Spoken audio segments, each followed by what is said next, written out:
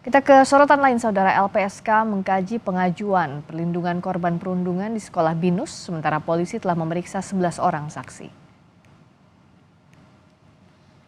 Lembaga Perlindungan Saksi dan Korban atau LPSK menerima dan melanjutkan permohonan orang tua korban kasus perundungan di sekolah BINUS Serpong, Tangerang Selatan.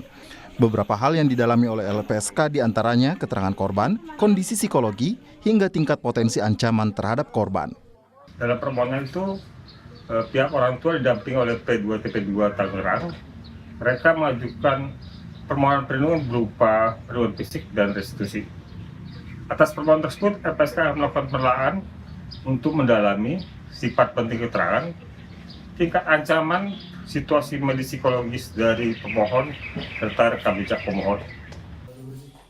Polisi menyebut sudah memeriksa 11 orang saksi selama 2 hari yang diduga terlibat dalam kasus perundungan di sekolah BINUS Serpong. Polisi mendalami peran dan motif terduga pelaku perundungan. Kalau dari kemarin 8 saksi, kemudian ditambah dengan hari ini 3, ada 11 saksi. Saat ini masih prosesnya masih berlangsung, masih juga dilakukan pemeriksaan yang mendalam oleh penyidik. Terkait untuk update selanjutnya akan diinformasikan kembali. Berdasarkan data Federasi Serikat Guru Indonesia atau FSGI, sepanjang 2023 terjadi 30 kasus perundungan di satuan pendidikan.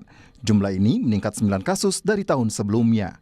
Dari 30 kasus perundungan di tahun 2023, setengah kasus perundungan terjadi di jenjang SMP. 30% terjadi di jenjang sekolah dasar, 10% terjadi di SMA, dan 10% terjadi di SMK. Jenjang SMP yang kasus perundungannya terbanyak dilaporkan pada 2023 dilakukan oleh siswa, termasuk oleh guru. Pakar psikologi forensik Reza Indragiri menyebut kasus kekerasan antar siswa belum bisa langsung disebut perundungan. Hal ini mengingat dalam kasus di sekolah BINUS, korban diketahui ingin bergabung ke kelompok tertentu. Namun, Reza menyebut perundungan atau perkumpulan anak nakal tetap masuk kategori kekerasan. Sementara dalam kasus ragging, ada anak yang secara sengaja, secara sadar memutuskan misalnya untuk masuk ke dalam kelompok pertemanan yang ugal-ugalan. Anak ini tahu persis bahwa kalau dia akan masuk ke dalam kelompok pertemanan yang ugal-ugalan itu, dia akan melalui semacam tradisi atau ritual atau seremoni di mana dia akan diberikan perlakuan kekerasan. Dengan kata lain, berbeda dengan bullying, pada situasi ragging sesungguhnya pembeda antara pelaku dan korban sudah menjadi abu-abu. Meski saat ini sedang diselidiki oleh kepolisian dan belum ada status tersangka, hak anak yang berhadapan dengan hukum tetap harus menjadi prioritas. Tim Liputan, Kompas TV. Kasus perundungan anak di sekolah BINUS Serpong, Tangerang Selatan menambah daftar panjang kasus kekerasan di dunia pendidikan. Bagaimana tetap menjaga hak-hak anak yang berhadapan hukum, baik berstatus korban maupun pelaku? Kami bahas bersama PLT Asisten Deputi Pelayanan Anak yang memerlukan perlindungan khusus Kementerian Pemberdayaan Perempuan dan Perlindungan Anak, Ibu Atwirlani Ritonga. Bergabung juga Pak Irwan Amrun, selaku psikolog parenting Akademi Ketangguhan Keluarga dan Bangsa atau Akrab. Selamat malam Pak Irwan, juga Bu Lani. Selamat malam Mbak Priska. Selamat malam, saya ke Bu Lani dulu. Sejauh ini ada 11 saksi diperiksa dan korban juga meminta perlindungan LPSK.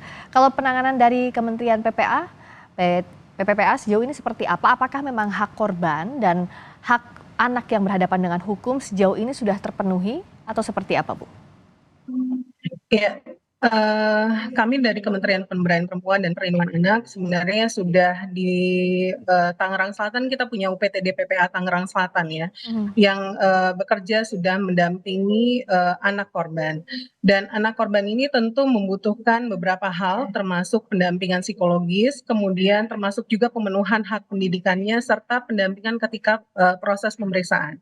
Jadi sama juga dengan halnya dengan anak yang berkonflik dengan hukum, di mana kami Kementerian Pemberdayaan Perempuan dan Perlindungan Anak tentu concern juga untuk memenuhi hak dari anak yang berkonflik dengan hukum, dalam hal ini anak terduga pelaku ya, karena di sini masih dalam status saksi gitu ya di kepolisian.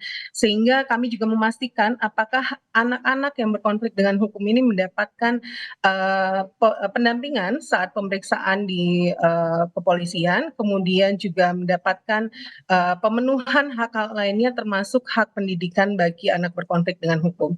Karena seperti kita tahu di dalam Undang-Undang Sistem Peradilan Pidana Anak, anak berhadapan dengan hukum itu ada 3 kategori, anak yang menjadi korban, kemudian anak menjadi saksi, dan juga anak yang berkonflik dengan hukum. Ya. Jadi statusnya saat ini 11 orang tersebut masih saksi dan tentunya juga menjadi tanggung jawab kita untuk memenuhi hak mereka, gitu.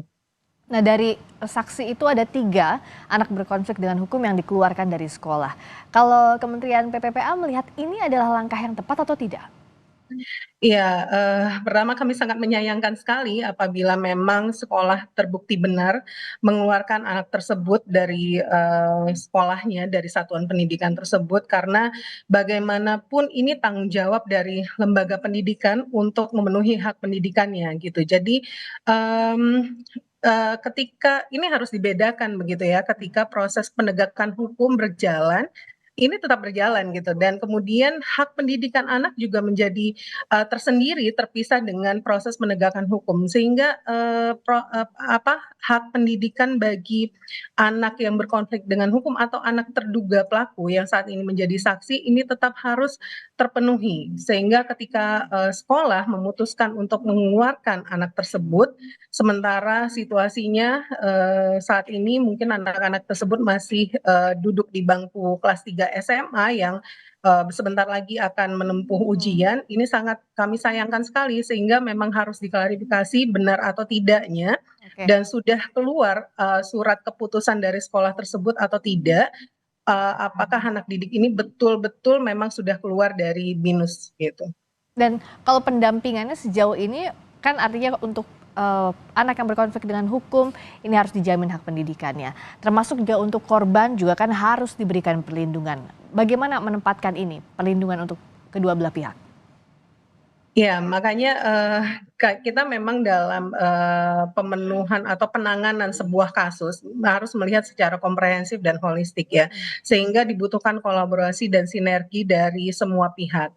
Maka ketika, korban ini akan didampingi oleh UPTD PPA Tangerang Selatan, dan kemudian ketika ini anak yang mungkin, saat ini masih terduga pelaku atau anak saksi, ini, Kementerian Pemberdayaan Perempuan dan Perlindungan Anak yang akan mendampingi, setiap prosesnya gitu ya, dan memastikan apakah hak-haknya memang terpenuhi. Seperti kita tahu nanti di dalam proses pemeriksaan, ketika 2 hari kemarin memang kami memastikan juga apakah di situ sudah ada PK Bapas yang mendampingi dan membuat litmas atau penelitian masyarakat ketika proses pemeriksaan itu berjalan begitu, Ya. dan kemudian apakah nanti ada pekerja sosial juga yang membuat laporan sosial terhadap situasi sosial dan, keluarga anak terduga pelaku ini secara utuh, dan kemudian hak pendidikannya yang terakhir yang memang harus kita pastikan agar anak-anak ini tetap mendapatkan, pendidikan. Bicara soal kasus perundungan ini saya mau ke Pak Irwan. Ini ibarat fenomena gunung es. Kasus yang terjadi ini bahkan lebih banyak daripada yang dilaporkan. Kita sering sekali mendengar kabar buruk ini yang menimpa anak. Apa sebenarnya yang jadi duduk persoalan utama? Angka perundungannya tetap naik, padahal setiap ada kasus perundungan selalu ada solusinya bagaimana mencegahnya. Tapi kenapa ini terus terjadi, Pak? Ya, terima kasih Mbak Friska. Tadi juga udah dijelaskan salah satu pendekatan itu memang harus holistik ya Mbak. Guru Iritonga saya panggil gitu. Jadi sebetulnya yang kita harus samakan paradigmanya ya menurut saya. Jadi pelaku dan korban itu sebetulnya korban. Jadi kita tegaskan pelaku dan korban itu adalah korban. Kenapa? Kenapa ada suatu pelaku? Kenapa dia berlaku demikian? Kan itu pertanyaannya why here, gitu kan? Nah, nanti itu akan kembali kepada pendidikan.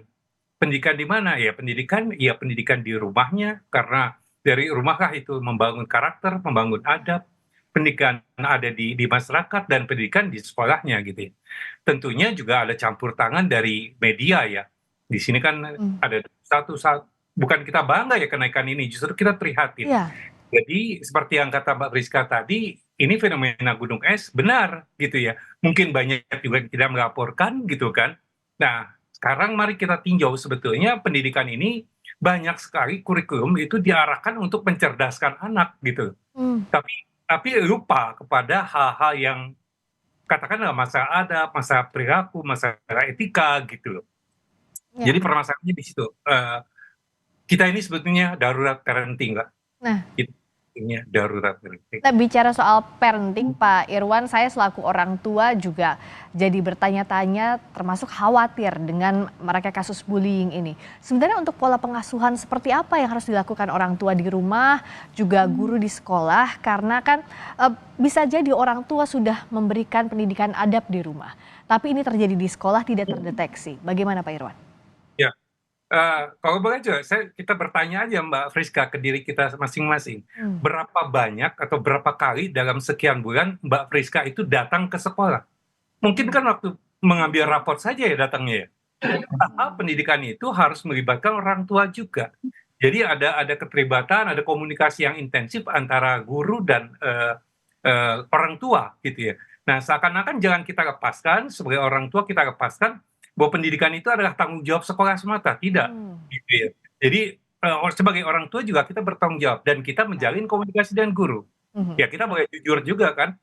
Pertanyaan saya tadi, berapa kali sih kita pernah atau berkenalan dengan guru gitu.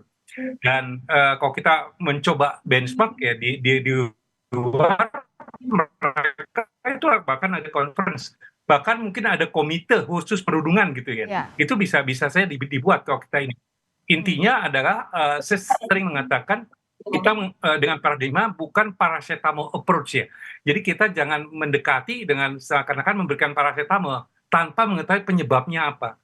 Nah, sekarang tadi yang saya katakan pelaku dan korban itu adalah korban. Mengapa dia bisa melakukan itu? Mungkin dia adalah korban dari parenting, korban dari orang tuanya, bahkan mungkin korban dari kakek neneknya gitu. Oke, nah itu yang harus dicari lebih dalam, lebih holistik. Untuk saya misalnya orang tua yang anaknya belum masuk usia SD atau bahkan nanti sampai SD kan biasanya masih dekat dengan orang tua begitu ya, dipantau di rumah, bercakap-cakap dengan guru, apa yang kurang dan sebagainya. Tapi untuk usia SMA ini kan jadi tantangan tersendiri ya Pak Irwan, Bu Lani, karena dianggap ini sudah remaja begitu, sudah lebih dewasa pola pikirnya. Kementerian PPPA melihatnya seperti apa pendampingan dari pihak sekolah semestinya tidak hanya untuk usia SD saja, SMP saja, tapi bahkan untuk SMA ini juga masih harus dipantau betul, ada kerjasama yang baik antara sekolah dengan orang tua dan berbagai pihak. Iya, betul sekali Mbak Friska. Jadi justru menurut saya di saat-saat situasi umur remaja atau umur SMA ini justru ini yang paling genting gitu ya. Karena anak-anak ini belum stabil emosinya tapi sudah menuju ke dewasa gitu, dewasa ya. Tapi mereka belum bisa memutuskan dengan betul-betul gitu ya. Jadi nah berbeda dengan dewasa yang sudah tahulah, kadang dewasa saja belum tentu tahu benar atau enggak gitu ya, apalagi yang menuju peralihan ke dewasa. Dan ini sangat sulit ketika pengawasan itu betul-betul harus secara berkolaborasi. Dan betul tadi bahwa memang sekolah itu harus melibatkan antara komite sekolah dan juga guru, termasuk juga orang tua. Dan bahkan itu siswa itu sendiri. Jadi tidak hanya tadi kalau Pak Irwan menyampaikan ada penguatan karakter begitu ya, kemudian penanaman nilai-nilai moral dan lain sebagainya, tapi juga meningkatkan kesadaran bagi para siswa yang lainnya apabila melihat, mendengar, dan justru merasakan sendiri, itu juga menjadi pelapor gitu ya bagi teman-temannya yang mungkin terlihat ternyata ada nih trigger mengalami kekerasan dan kemudian dia harus melaporkan kepada siapa gitu di sekolah itu. Nah, sekolah harus membentuk sebuah kanal aduan yang memang sebagai gerakan upaya pencegahan gitu ya. Ketika memang saat ini situasinya kita nggak bisa menafikan bahwa mungkin saja di setiap sekolah itu ada unsur-unsur kekerasan yang bisa saja timbul kapan saja begitu. Jadi sehingga sistem yang baik dan benar ini tadi di sekolah betul-betul harus diciptakan dengan bergandengan tangan antara pihak sekolah, guru komite, termasuk orang tua dan juga anak itu sendiri. Ya, saya mau ke Pak Irwan, mau minta ilmunya Pak Irwan. Sebenarnya kalau ilmu parenting ini nggak mungkin dalam waktu sisa beberapa menit lagi. Tapi yang jelas secara Ya. ringkasnya bagaimana untuk kita mengantisipasi anak-anak jangan sampai jadi pelaku, jangan sampai jadi korban. Bagaimana orang tua bisa mengidentifikasi ini dan juga mencegah dari mulai lingkungan rumah. Ya, makasih. Memang susah ya pekerjaan 1 semester dari jadi beberapa menit gitu ya. Intinya gini Mbak Priska dan pemirsa, menurut pandangan kami ya dari komunitas parenting ini memang walaupun tadi dikatakan remaja, sebelum dia remaja kan dia pernah anak-anak. Ya. Nah sekarang di pendidikan anak-anak, di PAUD atau apa, begitu bangganya guru ataupun bahkan mungkin orang tua, bahkan mungkin kakek neneknya, bahwa anaknya umur 3 tahun sudah bisa calistung gitu ya. Nah itu sebetulnya suatu kesalahan pendidikan di awal. Jadi basic anak-anak pada saat dianya balita, batita itu justru penting. Perkembangan kalau kita lihat perkembangan otak itu kan 0 sampai 12 tahun itu masih begitu plastisnya otak itu. Pada saat itu memang betul-betul harus ditanamkan hal-hal adab, hal yang apa. Dan berikutnya ya saya juga pernah berdinas di Dewan Ketahanan Nasional. Ketahanan nasional itu kan dimulai dari ketahanan individu, keluarga, masyarakat sampai dengan nasional. Kita juga perlu waspadai gitu ya. Bukan tidak mungkin ada campur tangan asing gitu ya. Kan kita banyak media sekarang, tapi literasi media tidak dilakukan. Sebagai contoh, kalau di tempat orang mungkin don't talk to strangers gitu ya. Jangan bicara Dengan sama orang asing. yang tidak kenal.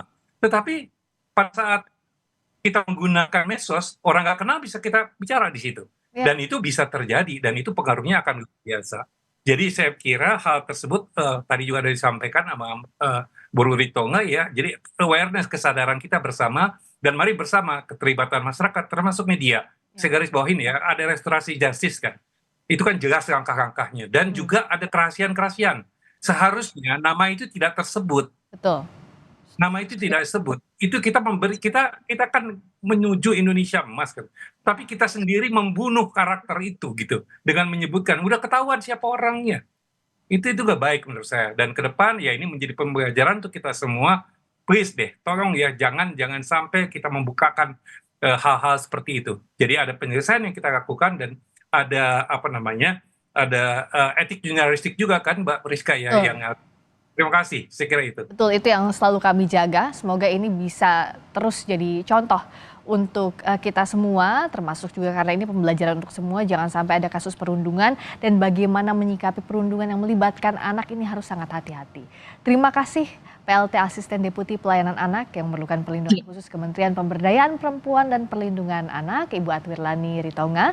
Terima kasih juga Pak Irwan Amrun, Psikolog Parenting, Akademi Ketangguhan Keluarga dan Bangsa atau Akrab. Selamat malam. Selamat malam Mbak Friska. Selamat malam.